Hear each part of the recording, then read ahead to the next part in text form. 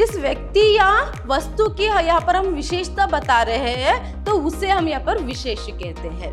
तो आकार के रूप में भी यहाँ पर क्या है, गुणवाचन के विशेषण के अंतर्गत आ सकता है। इसीलिए मैंने आपको प्रारंभ में ही बताया था विशेषण के प्रमुख रूप से सिर्फ 4 ही भेद है, इसे आपको याद रखना है। किसी भी तरह से निश्चित संख्या का बोध हमें नहीं होता है, यहाँ पर भी अनिश्चितता जो है रहता है।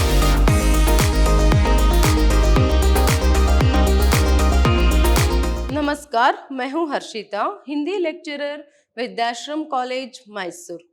आज हम मैसूर यूनिवर्सिटी के फर्स्ट सेमेस्टर बीबीए की हिंदी पाठ्यक्रम से विशेषण जो है उसे देखेंगे। देखिए, पहले हम विशेषण किसे कहते हैं इसके बारे में जानकारी प्राप्त करेंगे। देखिए, संज्ञा अथवा सर्वनाम शब्दों की विशेषता मतलब गुण, दोष, संख्या, परिमाण आदि बताने वाले शब्द विशेषण कहलाते हैं। देखिए, विशेषण शब्द में ही है ना, विशेषण मतलब विशेषता। तो ऐसे में जो शब्द यहाँ पर संज्ञा के, सर्वनाम के या फिर आदि के विशेषता को बताए, चाहे वह गुण के बारे में हो, दोषों के बारे में हो या फिर संख्या के बारे में हो, परिमाण के बारे में हो, इसे सभी हम क्या कहते हैं, यहाँ पर विशेषण कहते हैं। देखिए यहाँ पर जैसे बड़ा, काला, लंबा, दयालु, भारी, सुंदर। हम कह सकते हैं कि गीता बहुत ही सुंदर गाती है, तो यहाँ पर सुंदर गाती है तो या फिर वह बहुत ही सुंदर है। यहाँ पर देखिए, वह मतलब एक सर्वनाम है, तो वह बहुत ही सुंदर है मतलब किसके बारे में अगर यहाँ पर हम बात कर रहे हैं तो उस सर्वनाम की या फिर उस व्यक्ति के यहाँ पर विशेषता क्या है, वह बहुत ही सुंदर है। या फिर गीता बहुत सुंदर गाती है, तो गीता बहुत सुंदर गाती है में यहाँ पर क्या है, गीता की विशेषता। देखिए, वहां गीता जो है गाती है, कैसे गाती है, बहुत ही सुंदर गाती है। तो यहाँ पर बहुत ही सुंदर गाना जो है यहाँ पर क्या है, यहाँ पर विशेषण है, मतलब सुंदर जो है यहाँ पर विशेषण है। ऐसे ही टेढ़ा मेढ़ा, वह रास्ता बहुत ही टेढ़ा मेढ़ा है करके हम कहते हैं। तो ऐसे में यहाँ पर भी सर्वनाम की ही जो विशेषता है उसके बारे में बताया जाता है। तो ये जो टेढ़ा मेढ़ा शब्द जो है यहाँ पर विशेषण हो जाते हैं। ऐसे देखिए, दयालु, हम कह सकते हैं कि बापू बहुत ही दयालु थे, तो ऐसे में बापू की यहाँ पर विशेषता क्या है, दयालु गुण, दयालु स्वभाव। तो यहाँ पर गुण का बोध होता है, गुण की विशेषता, उनके गुण में, उनके यहाँ पर जो स्वभाव है उसमें विशेषता क्या है, तो उसको बोध कराने वाले शब्द को हम क्या कहते हैं, विशेषण जो है यहाँ पर कहते हैं। देखिए यहाँ पर विशेष, अभी हमने विशेषण के बारे में जाना, तो विशेषण के संदर्भ में ही विशेष के बारे में जानकारी भी यहाँ पर हमें रखना बहुत ही जरूरी है। तो क्या है विशेष, जिस संज्ञा अथवा सर्वनाम शब्द की विशेषता बताई जाए वह विशेष कहलाता है। देखिए, जिस संज्ञा अथवा सर्वनाम शब्द की विशेषता बताई जाए उसे हम विशेष कहते हैं। एग्जाम्पल यहाँ पर मैंने बताया, वह बहुत ही सुंदर है, तो यहाँ पर वह बहुत ही सुंदर है में वह विशेषी हो जाता है। वह बहुत ही सुंदर है में क्या है, सुंदर अगर विशेषण हो गया तो वह सर्वनाम है, तो वह जो है यहाँ पर विशेष हो जाता है। नेक्स्ट मैंने बताया है, रास्ता बहुत ही टेढ़ा मेढ़ा है, तो यहाँ पर रास्ता टेढ़ा मेढ़ा है में रास्ते के बारे में हम बता रहे। रास्ते की जो यहाँ पर रोड की जो विशेषता है क्या है, मतलब यहाँ पर दोष है, एक क्या है, वह दोष है। तो ऐसे में क्या है, गुण या फिर दोष जो भी हो उसका यहाँ पर बोध कराने वाले शब्द जो है, उसे बोध कराने वाले शब्द को हम अगर विशेषण कहते हैं तो यहाँ पर टेढ़ा मेढ़ा विशेषण हो जाता है, तो रास्ता जो है यहाँ पर क्या हो जाता है, वह विशेष हो जाता है। तो देखिए यहाँ पर जैसे गीता सुंदर है, इसमें सुंदर विशेषण है और गीता विशेष है। देखिए यहाँ पर क्या है, गीता बहुत ही सुंदर है, यह एक वाक्य है, तो ऐसे में क्या है, यहाँ पर सुंदर जो है विशेषण हो गया, तो वही गीता जो है विशेष कहलाएगा। क्योंकि यहाँ पर गीता की जो है सुंदरता के बारे में, उसकी विशेषता के बारे में बता रहे, तो विशेष यहाँ है। याद रखिएगा ऐसे, क्योंकि यहाँ पर हो सकता है कि आपको 1 अंक के लिए प्रश्न पूछते हुए क्या है, कोई एक वाक्य देकर प्रस्तुत वाक्य में विशेष क्या है या फिर प्रस्तुत वाक्य में विशेष कौन सा है, ऐसे प्रश्न पूछकर ऑप्शन भी दे सकते हैं या फिर डायरेक्टली प्रश्न भी यहाँ पर आपको पूछ सकते हैं। तो ऐसे में विशेष के बारे में और विशेषता, विशेषण के बारे में जानकारी रखना बहुत ही जरूरी है। क्या है विशेषण, जिसे भी संज्ञा या फिर सर्वनाम आदि के यहाँ पर गुण, दोष, स्वभाव या फिर उसकी विशेषता के बारे में बोध कराने वाले, किसी भी रूप में हो उसकी विशेषता के बारे में बोध कराने वाले शब्द को हम विशेषण कहेंगे। तो वही जिस व्यक्ति या वस्तु की यहाँ पर हम विशेषता बता रहे हैं तो उसे हम यहाँ पर विशेष कहते हैं। तो ऐसे में आपको कोई भी वाक्य दे, वहां पर आप आसानी से विशेषण कौन सा है और यहाँ पर विशेष क्या है ये आप आसानी से आइडेंटिफाई जो है कर पाएंगे। तो ऐसे 1 अंक के लिए प्रश्न पूछने की संभावना भी है।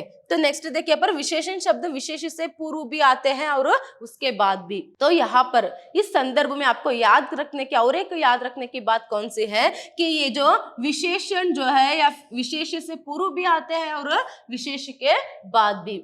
ऐसा नहीं है कि हम किसके यहाँ पर विशेषता जो है बता रहे हैं तो वही पहले, मतलब पहले जो है यहाँ पर विशेष आकर ही बाद में विशेषण आएगा, ऐसा नहीं। तो यहाँ पर कभी कभार या फिर बहुत बार जो है यहाँ पर पहले विशेष या फिर बाद में विशेषण या फिर पहले विशेषण या फिर बाद में विशेष भी आ सकता है। जैसे यहाँ पर आप देख सकते हैं कि अगर पूर्व में, मतलब पहले, पूर्व में का अर्थ यहाँ पर क्या है, अगर पहले जो है यहाँ पर क्या है, पहले यहाँ पर विशेषण आया तो देखिए थोड़ा सा जल लाओ, थोड़ा सा जल यहाँ पर क्या है, देखिए यहाँ पर जल यहाँ पर विशेष है, थोड़ा सा जो है यहाँ पर, थोड़ा जो है यहाँ पर विशेषण है ना, जल की बात हो रही है तो वहां पर थोड़ा सा जल लाओ। तो ऐसे में क्या है, यहाँ पर पहले विशेषण आया है फिर उसके बाद जो है पर विशेष आया है।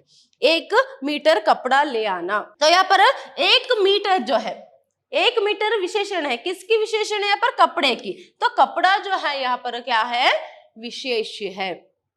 यहाँ पर कपड़ा जो है विशेष है क्योंकि किसकी विशेषता है, 1 मीटर जो है पर उसके बारे में बताया जा रहा है, किसके, यहाँ पर कपड़े के बारे में। तो ऐसे में यहाँ विशेष है और 1 मीटर जो है विशेषण है। तो पहले विशेषण आकर बाद में विशेष भी यहाँ पर आ सकता है। नेक्स्ट देखिए, अगर बाद में आया तो देखिए यहाँ रास्ता लंबा है, तो यह जो है यहाँ पर क्या है, यह रास्ता जो है यहाँ पर क्या होता है, विशेष है और लंबा जो है यहाँ पर क्या होता है, विशेषण है। तो यहाँ पर कैसे आइडेंटिफाई करना है उसके बारे में जानकारी रखना बहुत ही जरूरी है। 1 अंक के लिए प्रश्न पूछ सकते हैं, मैं बार बार यहाँ पर आपको बता रही हूँ। देखिए खीरा कड़वा है, तो खीरा कड़वा है में यहाँ पर क्या है, खीरा जो है यहाँ पर विशेष है और कड़वा जो है विशेषण है, कड़वा जो है यहाँ पर विशेषण है। जैसे आम बहुत ही मीठा है, तो ऐसे में क्या है यहाँ पर मीठा जो है विशेषण हो जाता है।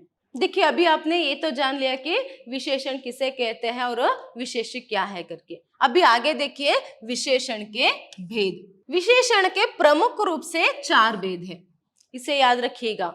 विशेषण के प्रमुख रूप से 4 भेद है। हो सकता है ये भी आपको प्रश्न पूछा जाए कि विशेषण के कितने भेद है, तो प्रमुख रूप से सिर्फ 4 ही भेद है। देखिए गुणवाचक, परिमाणवाचक, संख्यावाचक, संकेतवाचक अथवा सार्वनामिक। तो चलिए एक एक करके हम जानकारी प्राप्त करेंगे। देखिए पहले गुणवाचक विशेषण किसे कहते हैं, गुणवाचक विशेषण जिस विशेषण शब्दों से संज्ञा अथवा सर्वनाम शब्दों के गुण दोष का बोध हो वे गुणवाचक विशेषण कहते हैं। जिससे यहाँ पर संज्ञा या सर्वनाम का क्या है, गुण दोष आदि के बारे में यहाँ पर बोध हो तो उसे हम यहाँ पर क्या कहते हैं, गुणवाचक विशेषण कहते हैं। जैसे यहाँ पर भाव के अंतर्गत अगर हम देखेंगे तो देखिए अच्छा बुरा, देखिए हम कह सकते हैं कि राम बहुत ही अच्छा लड़का है, तो ऐसे में राम अच्छा लड़का है में यहाँ पर क्या है, अच्छा जो है यहाँ पर गुणवाचक विशेषण जो है यहाँ पर हो जाता है, उसके गुण के बारे में यहाँ पर क्या है, बोध होता है। नेक्स्ट देखिए यहाँ पर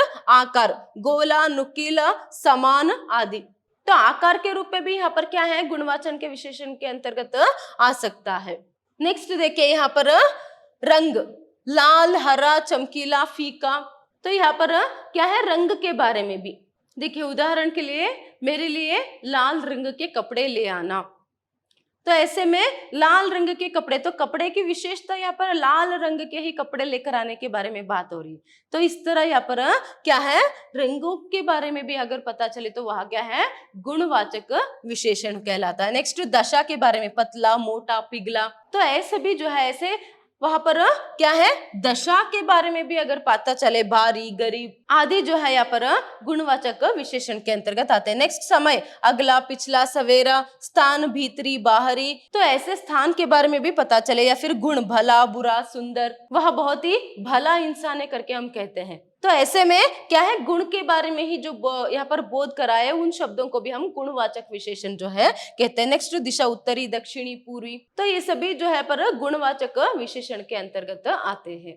नेक्स्ट देखिए, परिमाणवाचक विशेषण। जिन विशेषण शब्दों से संज्ञा या सर्वनाम की मात्रा अथवा नापतोल का ज्ञान हो वे परिमाणवाचक विशेषण कहलाते हैं। देखिए यहाँ पर किसी भी संज्ञा या सर्वनाम की मात्रा अथवा नापतोल की यहाँ पर क्या है, ज्ञान हो या फिर उसके बोध कराने वाले विशेषण शब्दों को हम क्या कहते हैं, परिमाणवाचक। देखिए वहीं पर ये परिमाण मतलब क्या है, मात्रा, तो उसके बोध कराने वाले शब्द जो है यहाँ पर परिमाणवाचक विशेषण कहलाते हैं। जैसे यहाँ पर क्या है, परिमाणवाचक के विशेषण के अंतर्गत भी फिर से यहाँ पर दो उपभेद है, याद रखिएगा। परिमाणवाचक विशेषण के अंतर्गत दो उपभेद है, निश्चित परिमाणवाचक विशेषण, अनिश्चित परिमाणवाचक विशेषण। देखिए यहाँ पर निश्चित परिमाणवाचक विशेषण, जिन विशेषण शब्दों से वस्तु की निश्चित मात्रा का ज्ञान हो उसे हम यहाँ पर क्या कहते हैं, निश्चित परिमाणवाचक विशेषण यहाँ पर कहते हैं। मतलब निश्चित रूप से, पर्टिकुलरली यहाँ पर क्या है,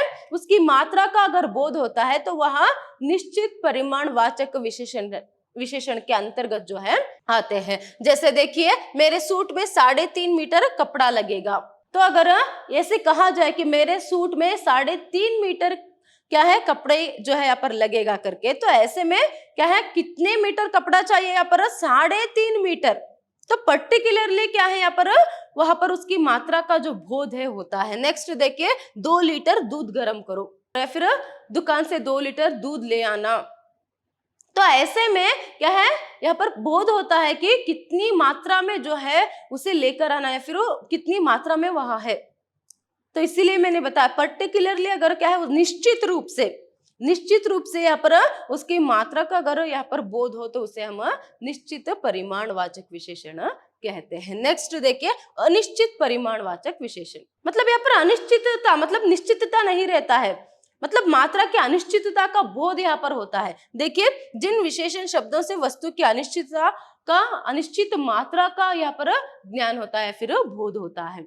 देखिए जैसे थोड़ी सी नमकीन वस्तु ले आओ, तो थोड़ी सी नमकीन वस्तु ले आने के बारे में, यहाँ पर स्नैक्स ले आने के बारे में बात हो रही है। तो ऐसे में कितनी मात्रा में, पर्टिकुलरली उसकी मात्रा के यहाँ पर बोध जो है नहीं हो रहा है। नेक्स्ट देखिए, कुछ आम दे दो, कितने आम यहाँ पर उसके बारे में क्या है, निश्चित रूप से पता नहीं चलता, तो यहाँ पर भी अनिश्चितता है। थोड़ा सा दूध गर्म करो, देखिए थोड़ा सा दूध गर्म करो, तो निश्चित रूप से यहाँ पर क्या है, दूध के प्रमाण के बारे में, उसके क्या है मात्रा के बारे में हमें नहीं पता चलता, तो उसमें क्या है, अनिश्चितता है।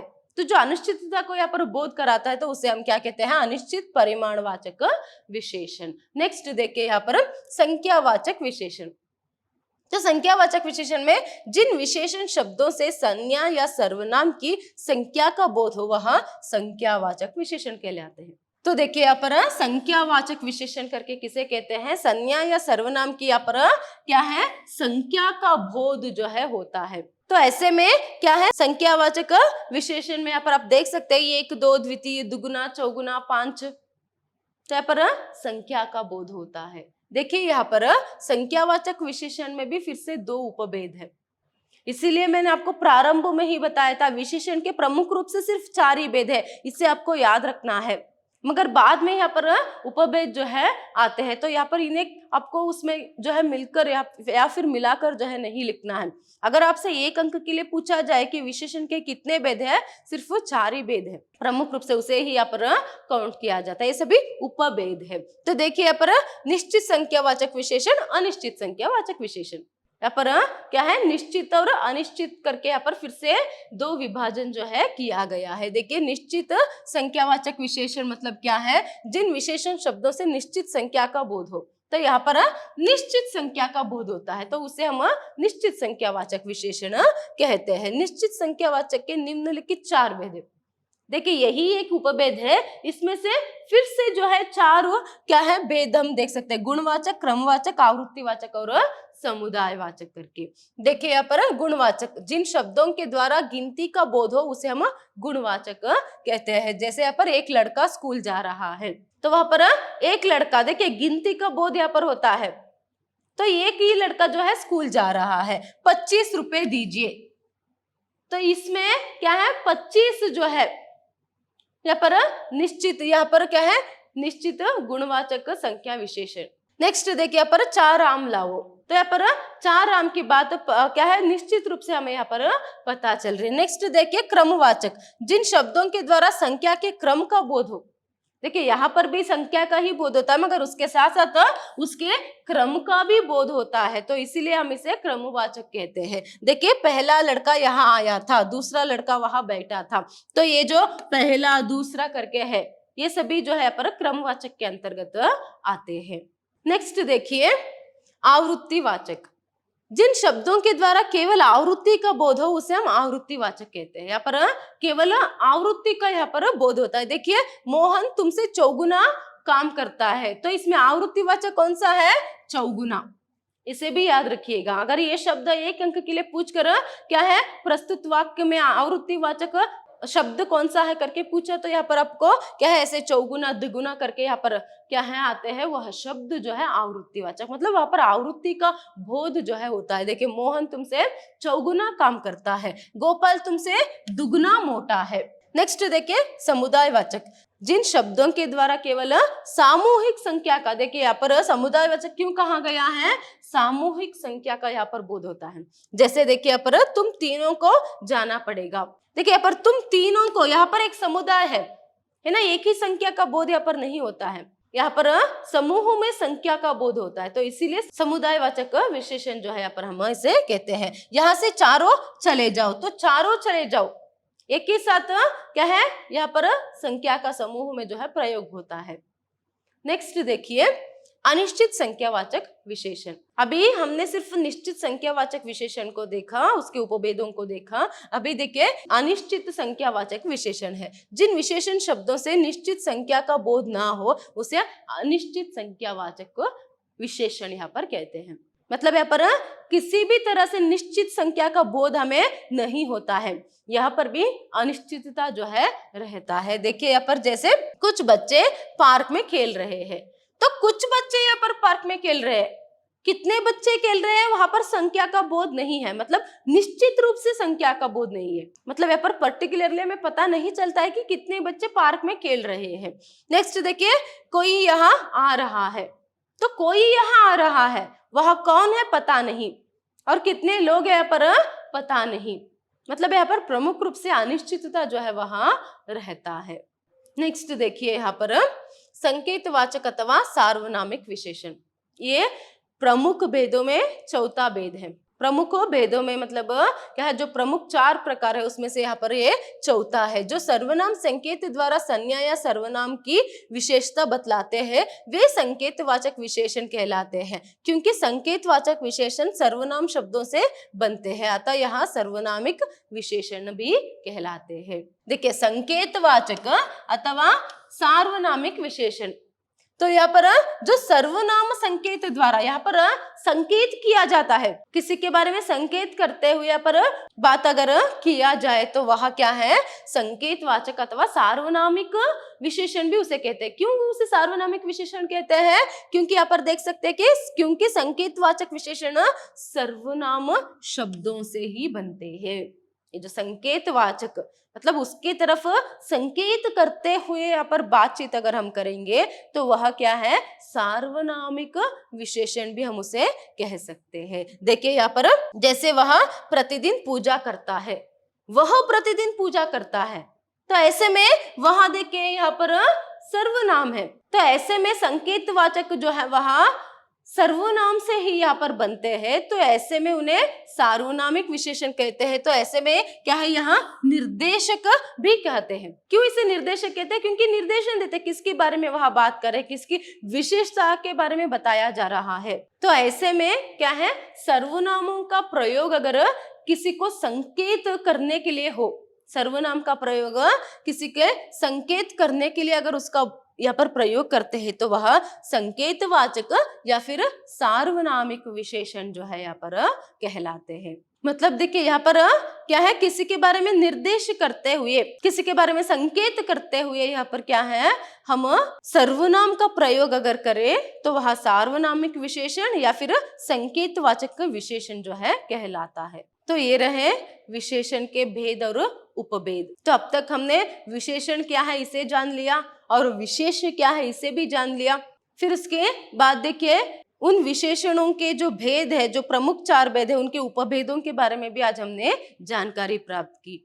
देखिए व्याकरण में हर छोटे से छोटे बात पर ध्यान देना बहुत ही जरूरी है, क्योंकि जहां पर 10 अंक के लिए यहाँ पर आपको प्रश्न पूछा है, वही क्या है 1 अंक के लिए भी प्रश्न पूछने की संभावना है। तो ऐसे में मैंने आपको अभी क्या है कक्षा में बताया, फिर अभी कुछ समय पहले मैंने आपको बताया कि किस तरह जो है आपको प्रश्न पूछ सकते हैं। इसीलिए सब कुछ जो है ध्यान से यहाँ पर पढ़ना और उसे याद रखना बहुत ही जरूरी है। धन्यवाद।